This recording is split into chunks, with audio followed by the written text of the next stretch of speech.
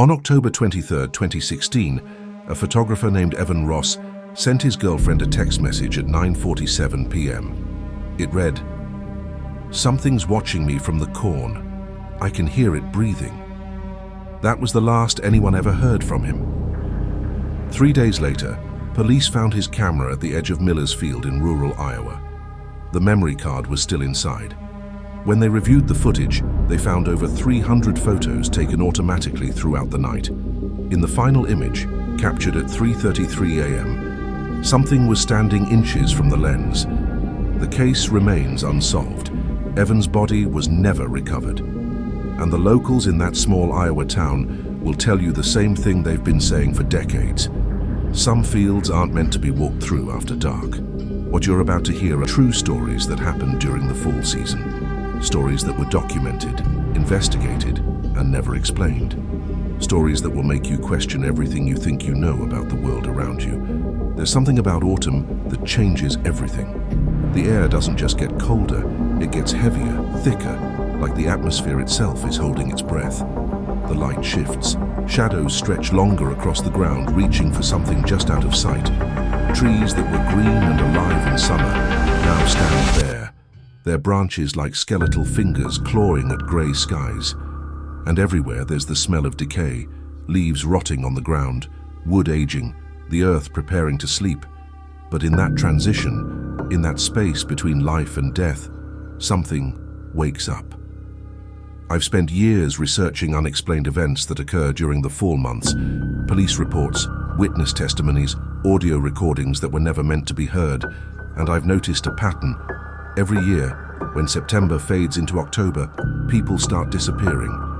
They vanish from small towns and busy cities, from hiking trails and subway stations, from places they should have been safe. Some are never seen again. Others return changed, unable or unwilling to explain what happened to them. The stories I'm about to share with you are real. They're documented in official records. The names have been changed to protect the families involved. But every other detail, every terrifying moment, is exactly as it occurred. These aren't campfire tales meant to entertain you. These are warnings. Because when the leaves begin to fall, something else rises. Before we go deeper, let us know in the comments where you're watching from. We'd love to hear from you. And if you're new here, click on the subscribe button so you never miss any of our upcoming videos. Evan Ross was 28 years old in October 2016.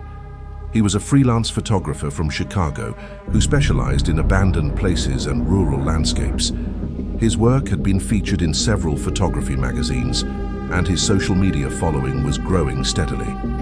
He made a living capturing the beauty in forgotten places, the kind of locations most people drove past without noticing. Old barns with caved-in roofs, rusted tractors sitting in overgrown fields, houses that had been empty for decades, slowly being reclaimed by nature.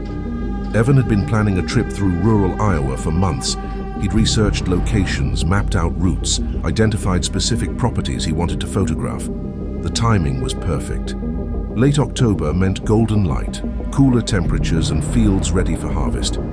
He packed his truck with camera equipment, camping gear, and supplies for a week-long solo trip. His girlfriend, Sarah, tried to talk him out of going alone. She couldn't explain why, but she had a bad feeling about the trip. Evan assured her he'd be fine. He'd done dozens of trips like this before, always by himself, always without incident.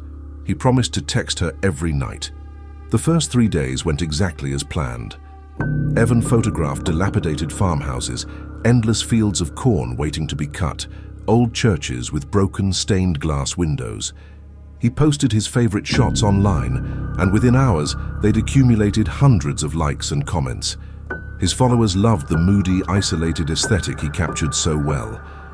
On the fourth day, October 21st, Evan arrived in a town called Millbrook. It wasn't on any tourist map. Population, 412. Most people driving through wouldn't even know they'd passed through a town at all. Evan stopped at the only gas station to refuel and ask about nearby locations worth photographing. The attendant was a man in his 60s named Roger. He was friendly at first, recommending a few spots and even drawing a rough map on the back of a receipt. But when Evan mentioned Miller's Field, a large cornfield about 6 miles north of town, Roger's entire demeanor changed. His face went pale. He stopped talking mid-sentence and just stared at Evan. "You don't want to go there," Roger said quietly.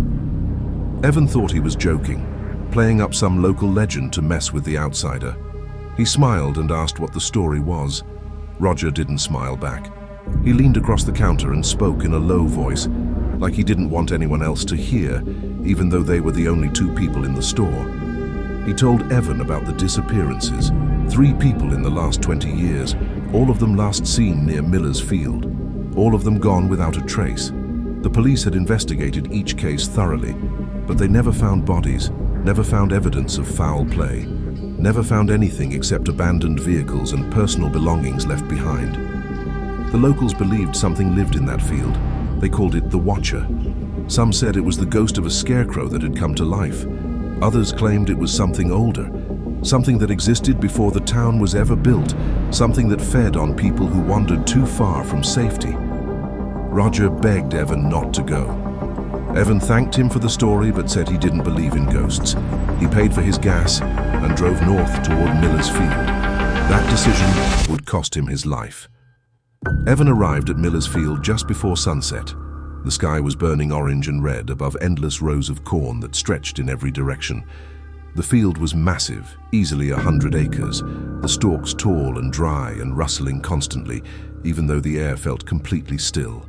At the edge of the property stood an old barn, half collapsed, its roof caved in and walls leaning at dangerous angles. Evan loved it immediately. This was exactly what he'd been searching for. He spent the next hour photographing the barn from every possible angle, capturing the way the dying light fell through the broken boards, the way shadows pooled in the corners and seemed to move when he wasn't looking directly at them. As darkness settled over the field, Evan decided to camp there for the night. He wanted to photograph the barn again at sunrise, and it didn't make sense to drive back to town only to return in a few hours. He set up his tent about 50 yards from the edge of the cornfield, close enough to have a good view, far enough to feel comfortable. He built a small fire, cooked a simple dinner of canned soup and crackers, and sent Sarah a text message at 9:47 p.m. "Everything's great. You'd love it out here. So peaceful." That text message was the last communication anyone ever received from Evan Ross. Around 11 o'clock, Evan crawled into his tent and tried to sleep. That's when he first heard the movement in the corn. At first, he assumed it was an animal. Deer were common in rural Iowa, and raccoons were always getting into things at night. But the sound was wrong. It wasn't the quick, erratic rustling of wildlife moving through vegetation. It was slow, methodical, deliberate. Like something was walking through the rows of corn, pushing stalks aside carefully, moving closer to his tent. Evan sat up in his sleeping bag, listening. The footsteps stopped just outside his tent. He could hear breathing, slow and wet and raspy, like someone with fluid in their lungs struggling to pull in air. His heart started pounding. He grabbed his flashlight and unzipped the tent flap, shining the beam out into the darkness. The light cut through the night, illuminating the edge of the cornfield about 10 feet away. Nothing. No person, no animal, no explanation for the sound. Just corn swaying gently in a breeze that didn't exist. Evan convinced himself he was imagining things.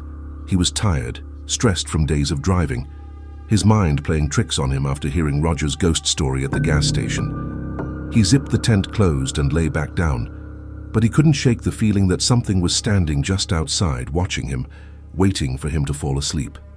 At 2:17 a.m., Evan woke suddenly to the sound of his camera clicking. The shutter was firing over and over in rapid succession, even though he'd powered it off before going to bed. He fumbled for his flashlight and crawled out of the tent. His camera was sitting on its tripod, exactly where he'd left it, pointed toward the cornfield. But the display screen was lit up, and as Evan watched, the camera continued taking photos automatically, one every few seconds. He grabbed the camera and scrolled through the images it had captured.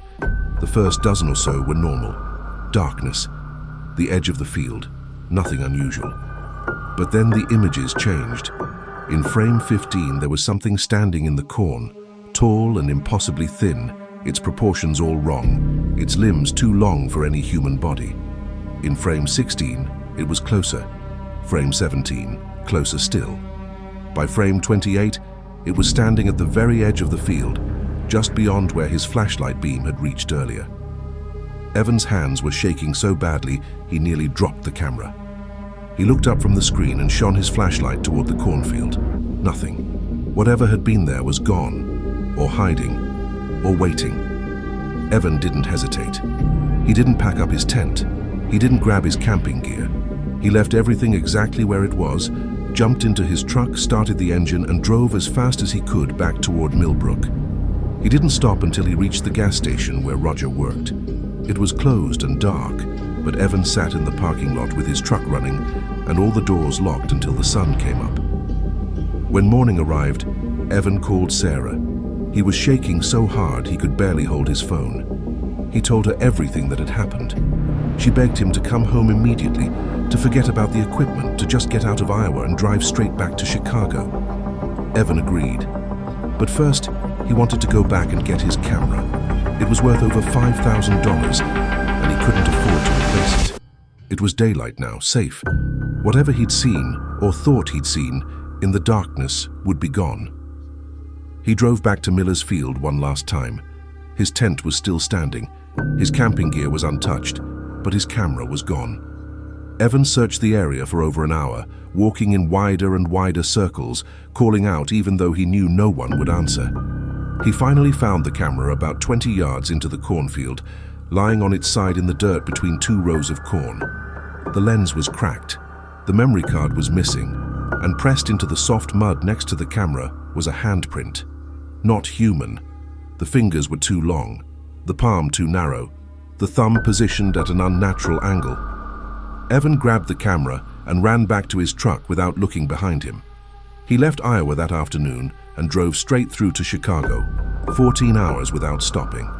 He didn't eat, he didn't rest, he just drove. When he finally arrived home, he told Sarah everything. She noticed he wasn't sleeping. He would doze off for a few minutes and then jolt awake, gasping, saying he could hear breathing outside the window. She tried to convince him to see a therapist, but Evan refused. He said no one would believe him. 2 weeks later, Evan started finding photographs he didn't remember taking. They would appear on his computer, in folders he hadn't opened, images he had no memory of capturing. They were all of him, sleeping in his bed, sitting at his desk, walking down the street, eating breakfast, going about his daily life, completely unaware he was being photographed. The metadata on the files showed they'd been taken over the course of several days, starting the night he'd camped at Miller's Field. On November 18th, exactly 4 weeks after his night in Iowa, Evan disappeared. Sarah came home from work to find their apartment empty. His phone, wallet and keys were sitting on the kitchen table. The front door was unlocked. Building security footage showed Evan walking out of the apartment at 3:33 a.m., moving stiffly, like his body wasn't entirely under his control. He walked down the street, turned a corner and vanished. Police searched for months. They found nothing. No body, no evidence, no explanation. But the locals in Millbrook weren't surprised when they heard the news. They tried to warn him, you don't go to Miller's Field, and if you do, you don't come back. Because the watcher never stops watching. Would you have gone back for that camera? Think about it. Evan had a choice. He could have driven away and never looked back, could have cut his losses and gone home, but he went back. And that decision sealed his fate. Sometimes the things we think we can't live without are the very things that destroy us. Do not forget to hit the subscribe button. The Watcher is right by your side.